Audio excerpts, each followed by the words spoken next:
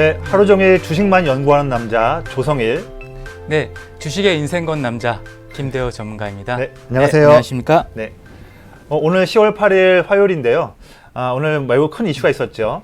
삼성전자가 3분기 실적 발표를 했던 날인데요. 물론 잠정 실적이지만 시장 예상보다 더 뛰어난 실적을 보였습니다. 그래서 삼성전자도 약 2% 이상 올랐던 큰 흐름이었고, 특히 삼성전자 관련된 반도체 종목들, OLED 종목들이 상당히 많이 오른 하루였는데요. 먼저 화면을 보시면서 오늘 발표했던 실적에 대해서 말씀을 좀 드리겠습니다. 보시면 빨간색 화면처럼 매출은 62조 원이 이번 3분기에 나왔고요. 그 다음에 영업이익은 시장의 예상치는 7.1조 원이었는데 그것보다 6천억 더 이상이 나온 7.7조 원의 영업이익을 달성했습니다. 매우 서프라이즈한 실적이 나왔습니다. 사실 작년 동기보다는 물론 아쉬운 실적이지만 이미 시장의 예상에서는 작년 동기가 기준점은 아니었고요. 올해 2분기보다 얼만큼 매출과 영업이익이 늘어나느냐, 이게 시장의 포커스였습니다. 근데 올 2분기보다 화면에 나와 있는 것처럼 매출은 약 10% 이상 상승을 했고 또 영업이익도 약 16% 이상 상승을 했습니다. 그다음에 물론 확정 실적은 이번 달 말경에 발표될 예정이지만 거의 좀 비슷하게 나올 것 같고요. 아마 이번 달 말에 나오는 것은 각 이제 사업부별로의 실적이 세부적으로 나오는 그런 일정입니다. 아마 반도체 같은 경우에는 이번 3분기까지는 조금은 좀 아쉬운 실적이었을 거예요. 작년 4분기부터 해서 올해 1, 2, 3분기 내내 아마 꺾이는 영업이익의 흐름이었겠지만 거의 바닥을 다졌다는 그런 좀 전망이 되고 있고요. 아마 3조 원 정도 초중반 이익이 전망됩니다. 그다음에 모바일 부분 같은 경우에는 이제 2분기 대비해서 무려 한 30% 이상 영업이익이 늘어난 약 2.8조 원 정도 이익을 전망하고 있는데 아마 갤럭시 노트 10과 갤럭시 폴드 효과가 큰 영향을 미치지 않았나 전망이 됩니다. 그리고 마지막으로 디스플레이 부분 같은 경우에는 약 1조 원 정도 초반 이익이 전망이 되는데 애플과 또 삼성전자에 납품한 그런 플렉서블 OLED 패널 쪽에서 이익을 많이 기여했을 것으로 전망이 됩니다. 가전에서는 한 0.6조 원 정도 이익이 전망되고요. 또 대호 전문가님, 네. 삼성전자가 큰 사업부가 물론 4가지가 있지만 그 중에서도 그렇죠. 반도체와 OLED를 볼 수 있을 텐데 OLED를 포함한 디스플레이 쪽 업종에서 이번 4분기 전망을 좀 말씀해 주시면 좋을 것 같습니다. 네, 맞습니다. 오늘 전반적인 발표는 좋았다라고 그렇게 좀 말씀드립니다. 시장 예측치보다 한 7천억 정도 더 이렇게 잘 나온 결과가 나왔잖아요. 네. 이것은 7천억이라는 절대적인 수치는 좀 작지만 심리적인 효과가 크게 작용을 한다. 그래서 국내 증시도 오늘 크게 양시장 모두 크게 오르면서 화답을 했고요. 말씀하신 것처럼 전반적으로 그 OLED 쪽은 아무래도 그 무선 사업부 영향을 크게 받습니다. 왜냐면은 삼성 디스플레이 같은 경우에는 이제 대형 패널은 없고 이제 중소형주 위주로 하고 있잖아요. 네. 그래서 그런데 모바일 부분이 실적이 좋았기 때문에 덩달아서 지금 디스플레이 쪽도 좀 좋았다라고 말씀드립니다. 그리고 앞으로 좀 전망에 대해서 좀 설명을 좀 드리겠습니다. 잠시 PC를 한번 보면요. 네, 이 사진을 보면요. 누구일까요? 네. 예. 누구죠? 네, 그렇죠. 예, 삼성 디스플레이 사장입니다. 네. 이동호 사장이구나. 네. 그런데 어저께 서울 서초동 호텔에서 이제 디스플레이 시장이 정체돼 있다. 이제 질적 경쟁으로 나가야 된다. 이렇게 발표를 했습니다. 이렇게 되는 근본적인 이유들이 있습니다. 현재 글로벌 TV 시장 1, 2위가 이제 삼성이랑 LG죠. 그렇죠. 예, 둘이가 지금 엄청 대격돌을 하고 있습니다. 특히 후발주자라고 할 수 있는 LG전자가 이게 베를린 국제 가전박람회가 저번 달에 있었잖아요. 네네. IFA죠. 네, 그렇죠. 그런데 그게 그 저번 달에 그 LG전자 부스에 또 다른 TV 8K 이거를 삼성전자 TV를 이렇게 대놓고 옆에 놔두고 이렇게 비판을 하고 있습니다. 그러니까 삼성전자 TV가 퀀텀 닷 필름을 붙인 결과적으로 LCD TV라고 그렇게 공격을 하고 있습니다. 네네. LG가. 그런데 시작은 사실은 원래 삼성 디스플레이가 대형 OLED TV를 먼저 만들었었죠. 맞아요. 그런데 그게 수율이 좋지 않아서 즉 단가가 맞지 않아 가지고 소형 쪽에 집중을 했고 그 시장을 이제 LG전자가 선점을 해가지고 대형 OLED 쪽이 이제 LG전자가 거의 독점하고 있는데 이제 삼성이 이제 그쪽으로 다시 이제 도전을 하겠다. 그래서 그 패권 경쟁에서 TV 패권 경쟁에서 이겨오겠다 다시 그렇게 하고 있습니다. 맞아요. 사실 LG가 마케팅 측면에서 지금 내세우고 있는 게 맞습니다. 4K를 넘어서 8K 네. 이쪽 해상도 관련해서 삼성은 그 능력이 없다. 네, 우리만 맞습니다. 능력이 있다. 맞습니다. 얘기도 하고 있고 네. 최근에 광고 보시면 아시잖아요. LG전자 광고. 아, 맞습니다. 그 LED라고 이제 써 있으면서 앞에 뭐 네, A, B, C, 그렇죠. D 뭐 하면서 그 Q자에서 멈추더라고요. 네. 그러면서 뭔가하는데 이게 완전 이제 삼성 쪽을 디스하는 부분이 보이더라고요. 그렇죠. 네, 조금 이제 지금 이 영상에서 말씀드리기에는 좀 어폐가 좀 있겠지만 네. 사실 우리가 흔히 알고 있는 OLED 쪽에서 LG도 대형적 OLED를 할 때 조금은 기술을 좀 바꾼 거예요. 그래서 우리가 화이트 OLED라고 하는데 네.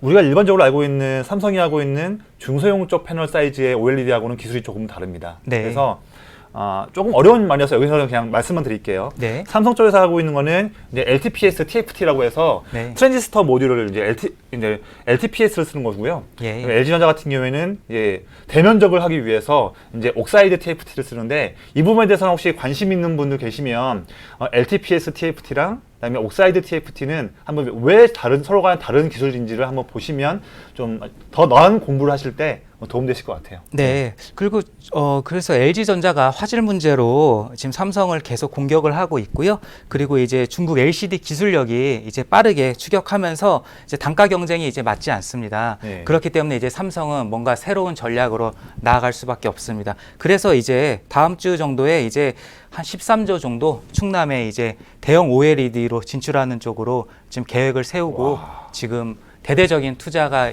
임박했다. 좀 그렇게 좀 말씀드립니다. 그러면 탕정에 있는 LCD 라인을 몇 개를 조금 이제 네. 밀고서 거기다가 맞습니다. OLED 라인을 하는 거네요. 예, 그렇죠. 그렇군요. 예. 혹시 그러시면 OLED 종목들 중에서 네. 저희가 4분기 때 좀 수익을 잘 낼 수 있는 그런 투자할 수 있는 종목으로 좀 한 가지만 좀 말씀해 주실 수 있을까요? 네, 있습니다. 네. 저는 그 동아 엘텍이라는 종목을 네. 동아일텍 좋죠. 예, 디스플레이에 후공정 검사 장비를 생산하는 업체입니다. 우선은 기업에 투자할 때는 첫 번째로 외형을 먼저 봐야 되잖아요. 재무제표를 한번 봐야겠죠. 그런데 퍼가 5배 정도고요. 그러니까 매우 수익성이 뛰어나다. 5년 벌면 돈을 회사를 사버릴 수 있을 정도로 좋다. 그렇게 수익이 좋은데도 현재 주가는 자산가치, 청산가치의 반 정도밖에 안 된다. PBR이 0.5배 정도고 또 배당률도 좋습니다. 2%면 뭐.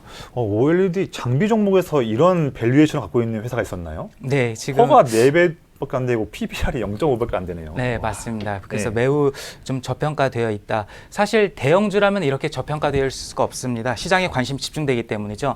소형주라서 그런데요. 시가총액이 800억 정도로 보시면 되겠습니다.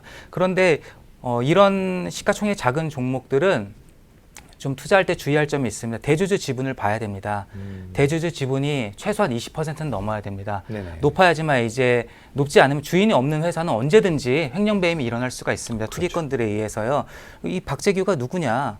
우리가 뭔가를 회사를 인수하려면 기업이 대표가 누군지 먼저 봐야 되잖아요. 그렇죠. 예, 맞습니다. 그런데 홈페이지 가면은 다 나오는데 대표이사가 대주주이자 대표이사로 그렇게 있다라고 그러니까 지배 구조가 좀 확고하다. 좀 안전하다. 지배 구조가 그렇게 좀 말씀드리고 5년 동안 매출액도 꾸준하게 우상향하고 있습니다. 매우 좀 훌륭한 주식이고 저평가되어 있다. 좀 네. 그렇게 좀 말씀을 드릴 수가 있습니다. 맞아요. 사실 지배 구조가 탄탄하고 네. 또 경영하고 있는 사람이 많은 지분을 갖고 있어야 주가가 한번 어떤 이유로 인해서 흔들릴 때 뭐 자사주 매입이나 또는 그 나가서 소각이나 뭐든 할 수 있을 텐데 맞습니다. 그게 아닌 기업들은 좀 불안하죠. 맞습니다. 맞아요. 그러면은 또 삼성전자의 작년에 슈퍼사이클이었잖아요. 네. 예, 반도체가 이익이 좀 많이 꺾였는데 올해는 좀 어떤가요? 반도체가요? 드디어 이제 오랫동안의 그런 침묵을 깨고 다시 네. 한번 반등할 수 있는 네. 절호의 기회가 왔습니다. 예. 자신 있게 말씀드려요. 예. 그럼 예. 제가 반도체 4분기 업황에 대해서 좀 준비된 내용들이 몇 가지 있는데 네. 화면을 보시면서 좀 말씀을 드리겠습니다. 먼저 첫 번째 내용으로는 디램 및 낸드 가격이 드디어 바닥을 확인했습니다. 화면 보시면 왼쪽에 최근 1년간 D램 가격 추이가 나와 있는데 작년부터 해서 내내 하락을 했던 가격이 드디어 8월달과 9월달 모두 다 고정 거래 가격이 2.94달러로 드디어 하락을 멈췄습니다. 이제 반등할 수 있는 여력이 있을 것 같고요. 예. 또 오른쪽에 나와 있는 것처럼 낸드 플래시 고정 거래 가격이 있는데 여기서도 이미 낸드는 좀 빨리 시그널이 나왔습니다. 그래서 올해 6월 달부터 7, 8, 9월 이렇게 해서 3.93달러에서부터 해서 지금은 4.11달러까지 좀 더 반등이 나온 매우 중요한 그런 시그널이 나왔죠. 자, 그리고 또한 낸드 같은 경우는 지금 정상 재고 수준까지 지금 내려왔고요. 네. 추가적으로 D램 같은 경우에도 올해 하반기나 또는 내년 상반기쯤에는 정상 재고 수준으로 내려올 수 있을 것으로 보여집니다. 이 부분이 매우 중요하거든요, 사실요. 예. 두 번째로 보시면 화면 보시겠습니다. 네. 글로벌 주요 반도체 기업들이 모두 다 감산하고 있어요. 작년 하반기부터 올해까지 내내 가격이 안 좋았던 이유 중에도 하나가 물론 수요도 부진했지만 공급량이 늘어나다 보니까 그것 때문에 가격이 속절없이 떨어졌던 그런 아쉬운 흐름이었는데 그렇죠. 드디어 감산하게 됐습니다. 화면 보시면 삼성전자와 SK하이닉스 또 미국의 마이크론 모두 다 최소 5%에서 한 10% 이상의 감산을 통해서 공급량을 조절하려고 하는 이런 시도를 보이고 있습니다. 또 하나 보시면 반도체를 만들어도 당연히 중요하겠죠. 수요가 늘어나야 그렇죠. 그만큼 또 사업을 영위할 수 있을 것인데 서버 특히 이제 반도체 같은 경우에는 전 세계 클라우드 업체 같은 경우 구글이나 아마존 같이 이렇게 서버 쪽을 사업을 하고 있는 그 기업들이 또 수요를 많이 사줘야 또 가격이 올라갈 수 있는 그런 요인이 있습니다. 화면 보시는 것처럼 지금 내년 1분기 때 아마존과 마이크로소프트의 클라우드 자회사들이 서버 투자를 늘리겠다 발표를 했고요. 그 다음에 이미 있는 넷플릭스를 떠나서 추가적으로 올해 11월 달에 또 디즈니 플러스가 또 있지 않습니까? 그렇죠. 거기서 또 대형 스트리밍 서비스를 또 출범하기 때문에 이런 사업적인 발전으로 인해서 서버용 D램 수요가 막대하게 늘어날 것입니다. 옆에 화면 보시면 2020년에는 서버용 D램 수요가 올해보다 50%더 증가할 수 있다는 전망이 나오고 있네요. 가격이 반등이 나오고 이제 수요가 크게 증가한다. 그러면은 굉장히 내년에는 좋을 수밖에 없겠네요. 그렇죠. 네. 실물 경기에서는 예상하는 시점이 내년 1분기, 2분기를 바라보고 있습니다. 예. 그러면 주식시장은 접근을 그때 하면 늦죠. 그렇죠. 더 당연히 빠르게. 1분기에서 2분기 더 실제 경제 상황을 선행하기 때문에 맞습니다. 투자는 지금부터 해야지 맞습니다. 그렇죠. 그래서 마지막으로 좀 보시면 예. 대표 기업인 삼성전자와 SK하이닉스의 올해 예상되는 실적과 2020년 또 2021년 실적이 나와 있는데 삼성전자 같은 경우에는 올해 영업이익 전망치가 26조 원 정도 되고 있는데 이거 중요한 게 아닙니다. 중요한 것은 내년과 내후년인데 그렇죠. 내년에 36조 원 이익 전망이 되고 있고요. 또 2021년에는 무려 46조 원 이익 전망이 되어 있습니다. 또 하이닉스는 이제 온전히 거의 100%의 매출이 다 반도체 쪽에 있기 때문에 더더욱 중요한데 올해 하이닉스의 예상 영업이익이 2.8조 원 정도 되는데 내년에는 약 6.3조 원, 또 2021년에는 무려 11조 원이 예상되고 있는 매우 큰 성장 모멘텀이 이제 우리를 기다리고 있습니다. 예. 놓치면 안 되겠죠. 그럼 시가총액 1, 2위가 네. 그렇게 올라가면은 국내 증시도 크게 오를 수밖에 없는 여건이다.